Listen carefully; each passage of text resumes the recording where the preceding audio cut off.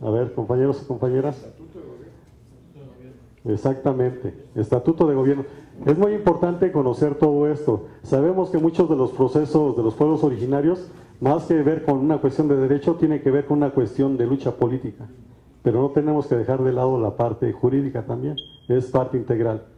En este momento nosotros tenemos un estatuto de gobierno que es nuestra ley suprema y que en este sentido tiene la obligación de cumplirla tanto el jefe de gobierno, la Asamblea Legislativa, el Poder Judicial local y nosotros como ciudadanos. En este momento ustedes bien saben que se ha promovido mucho una ley indígena para el Distrito Federal, que en este sentido nosotros hemos también participado con diferentes compañeros y compañeras. Pedro, también en un momento dado estuvimos haciendo propuestas, pero en el momento que fuimos relegados de esta discusión, simplemente nos levantamos de estas discusiones y lo que tenemos en este momento es todo esto, que dice anteproyecto de iniciativa de ley de pueblos y barrios originarios y comunidades indígenas residentes en el Distrito Federal.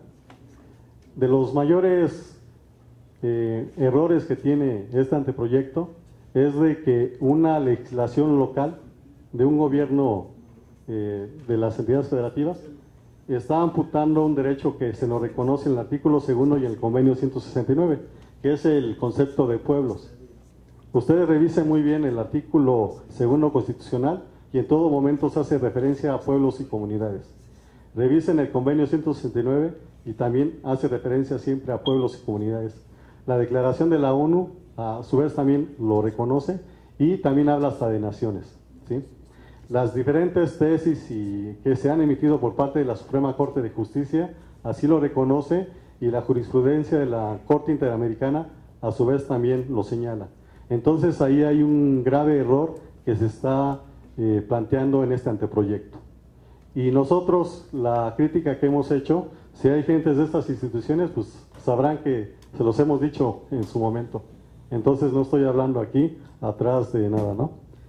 Nosotros también planteamos de que esta ley básicamente obliga a las instituciones que atienden a pueblos y comunidades, ¿sí? Pero no obliga a nadie más allá, así como está el anteproyecto. Nosotros, ¿qué estamos planteando? De que básicamente, así como está el artículo 2, es de que en 3 apartados, nos vamos al documento en Word, y dice adiciones al Estatuto de Gobierno, habla de que las entidades federativas tienen la obligación de reconocer estos derechos dentro de su normatividad interna. Entonces, en este sentido lo voy a señalar aquí para que ustedes vean que no estamos inventando o pidiendo nada más, sino lo que ya está reconocido. De estos 3 derechos que se han reconocido en el artículo 2 para las entidades federativas, es el reconocimiento de los pueblos y comunidades indígenas como sujetos de derecho. Si no se reconoce a los sujetos de derecho, es difícil reconocer derechos, ¿sí? Por eso esto es primordial. En segundo, elegir en los municipios con población indígena representantes ante los ayuntamientos. En el caso del Distrito Federal serían delegaciones, pero aquí ya vemos un gran candado de lo que les comentaba, porque nada más a los integrantes de pueblos y comunidades originarias solamente se les reconoce la capacidad para poder estar en una estructura de gobierno de ayuntamiento o delegación, pero no en un gobierno estatal o federal, ¿sí? Que eso es lo que se tendría que reformar de este artículo 2 constitucional. Lo otro, las características de libre determinación y autonomía que mejor expresen las situaciones y aspiraciones de los pueblos indígenas de cada entidad, ¿sí? Estos 3 derechos los podemos identificar más adelante, si podemos bajar un poquito, en el mismo texto del artículo 2, lo vamos a ver con letras rojas un poquito más abajo, y aquí está una primera parte, dice: el derecho de los pueblos indígenas a la libre determinación se ejercerá en un marco constitucional de autonomía que asegure la unidad nacional. El reconocimiento de los pueblos y comunidades indígenas se hará en las constituciones y leyes de las entidades federativas. Hasta este momento no está este reconocimiento en el Estatuto de Gobierno, y lo de la ley indígena pues todavía está pendiente. Nos vamos un poquito más abajo, y también en rojo está marcado esta parte. En la fracción séptima del apartado A Dice, elegir en los municipios con población indígena representantes ante los ayuntamientos. Las constituciones y leyes de las entidades federativas reconocerán y regularán estos derechos en los municipios, con el propósito de fortalecer la participación y representación política de conformidad con sus tradiciones y normas internas. Aquí también se hace referencia a que se tienen que reformar las constituciones y las leyes de las entidades federativas.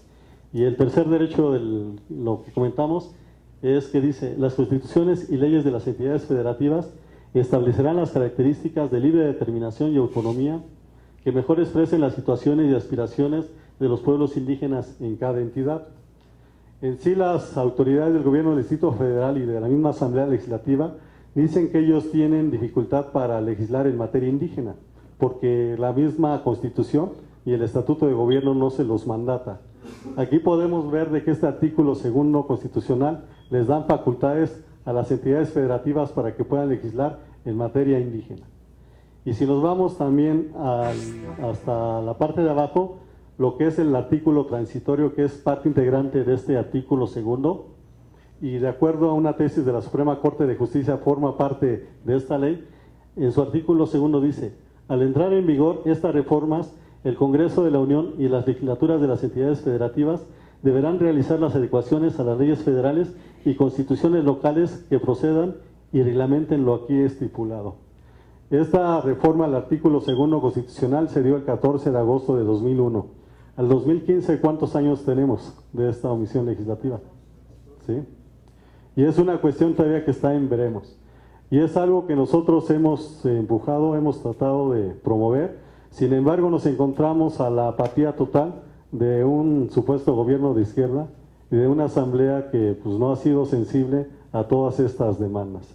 Entonces, básicamente, aquí lo que estamos planteando, que nuestra demanda no es nada más una cuestión reivindicativa de derechos, sino lo que ya está reconocido en el ámbito nacional e internacional, es lo que queremos que se reconozca en esta ciudad. Entonces, es parte de lo que nosotros estamos aquí desarrollando y que en este momento nosotros planteamos de que se debe también de ver otro tercer aspecto que no se ha estado discutiendo dentro de estas mesas de trabajo. El primero, como les habíamos dicho, para ellos es prioritario una ley, pero solamente como una cuestión parcial de reconocimiento de derechos, porque tendría que reformarse, bueno, de adicionarse el Estatuto de Gobierno para reconocer al sujeto de derecho que son pueblos y comunidades. Lo segundo es que sí tenga que ver una ley acorde a lo que ya está legislado en materia nacional e internacional sobre estos derechos. Y lo tercero es que se tiene que dar una armonización con las demás leyes. Dentro de los planteamientos que hacen algunas organizaciones de aquí del Distrito Federal dentro de este anteproyecto y también de pueblos y barrios originarios, como ellos se autoidentifican, es sus derechos políticos. Y cuando hemos platicado con ellos es que sí se tiene que tener mucha claridad a qué se hace referencia cuando hablamos de derechos políticos, porque nosotros lo identificamos que son en tres vertientes. Son derechos políticos sociales como ciudadanos. La segunda son derechos políticos electorales, que deben entrar dentro de un código. Y la otra, que es lo que están planteando ellos, sus derechos a tener una representación dentro de partidos. Que aunque nosotros no estamos de acuerdo, bueno, ellos están buscando esa vía. Entonces son cuestiones que no tienen que entrar directamente en esta ley. Tendría que estar dentro del código respectivo aquí en el Distrito Federal. Entonces lo que hemos identificado con todo esto es de que sí nos hace falta luego como que tener muchos elementos o formación en estas cuestiones jurídicas, que sí es importante, porque si estamos demandando de toda la vida reconocimiento de estos derechos, pues también tenemos que buscar los mecanismos legales para que sean efectivos. Y en ese sentido, a mí, bueno, por eso me interesó mucho cuando me comentó Pedro de este seminario, porque sí es importante hacer la revisión profunda y jurídica de este artículo segundo constitucional, ver si efectivamente se están reconociendo derechos plenos y si no se están reconociendo, ¿qué se tendría que cambiar? Algunas otras organizaciones indígenas que están participando a nivel regional o nacional, ellos plantean que ya con lo que está en el artículo segundo es suficiente, que tendríamos que entrar a la reforma de las instituciones. Sin embargo, nosotros no estamos de acuerdo en esa parte, aunque respetamos la postura de ellos. Nosotros estamos por la reforma al artículo segundo constitucional y después de ahí que se pase a la reforma de las instituciones, porque se tendrían que reformar también las políticas públicas. Y es importante lo que comentaban los compañeros que me antecedieron, en el sentido que hay que identificar plenamente lo que es una política indigenista, que todavía se aplica en este país, a una política indígena promovida desde los mismos pueblos y comunidades, que es lo que estamos planteando.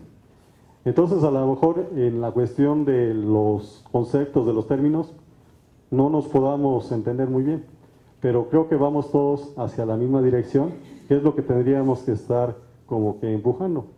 Entonces, bueno, pues sí, esto es lo que yo quería aportar, y que en este sentido, bueno, con todo lo que se ha estado comentando, se pueden tener elementos muy importantes, de mucha fundamentación, de mucha motivación, para ir hacia esta reforma, a este artículo 2 constitucional, que ahí lo que estamos planteando es que se tiene que armonizar con este convenio 169, pero también entendiendo de que en ese momento de 1989 era una situación muy diferente a la que tenemos en este momento. Entonces, se tienen que revisar algunas otras situaciones que estamos viendo en estos momentos, ¿no? En la cuestión de la privatización del agua, de los recursos minerales, energéticos, varias cuestiones que ya estamos viviendo en este momento, y que este artículo 2, y no nada más el artículo 2, sino el 27 constitucional y otros, se tendrían que revisar. Bueno, eso es lo que quería yo compartir, y les agradezco su atención.